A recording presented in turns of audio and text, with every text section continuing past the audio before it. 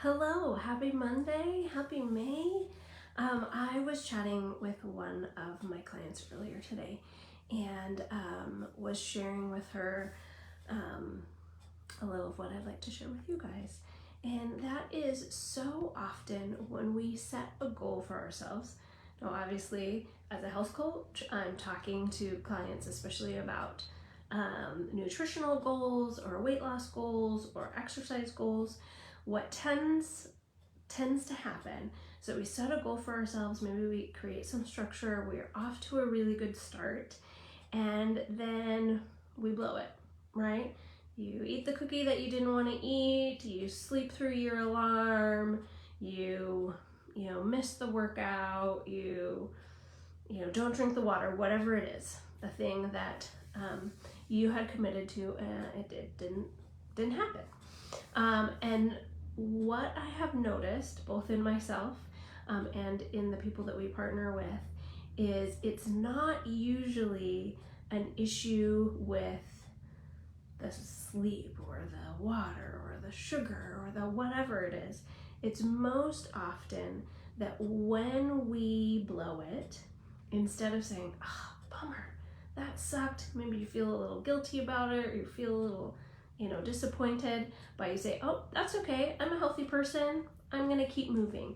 That's when it's really successful. When it's really unsuccessful is then we start battling with shame. Oh, I knew I couldn't do it. I am such a loser. I'm never consistent. Like whatever it is, that those identity pieces start happening. And when we start getting into shame, then it shifts from something that went wrong to falling off the wagon, as the phrase goes, right?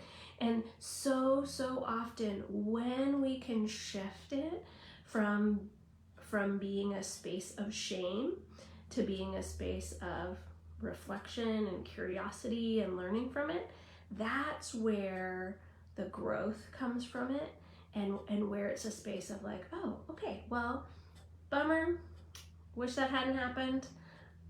I'm gonna learn from that. I'm gonna notice my triggers, or I'm gonna get to bed earlier, or whatever the thing is, and then we can move on from it. But so often when we find ourselves least successful, it's because it has become a shame thing, and then we're embarrassed, we don't want anyone to know, and we're pretty sure it's like confirming some truth about us that we've struggled with. Again, some identity piece, but recognizing that shame cannot coexist where there is grace and honesty. And so finding places where you can increase the grace for yourself and those safe people who can remind you who you really are, say, I'm so sorry that happened. I can understand why you're upset about that. We know that that doesn't define you. So when we can move out of that shame space, it makes the restart that much easier. Then it can become something that's not, oh, well, I blew it, I'm off my diet, I'm off my exercise routine, whatever the thing is, moving it from away from shame and towards, I'm a big fan of guilt, conviction. Really, when we are misaligned, we should feel some disequilibrium or guilt. But the distinction that I think is really important to make is between guilt and shame. Guilt is like, oh, bummer, that does not match with what I wanted. That doesn't match with who I am. That is too bad. And then restarting. Shame is very isolating. It is very easy to make it about who we are, and it starts telling us some pretty big lies. So often it's not about the sugar, it's not about the cravings, it's not about the crumble cookie or the whatever that thing is. It's most often about how are we handling the shame.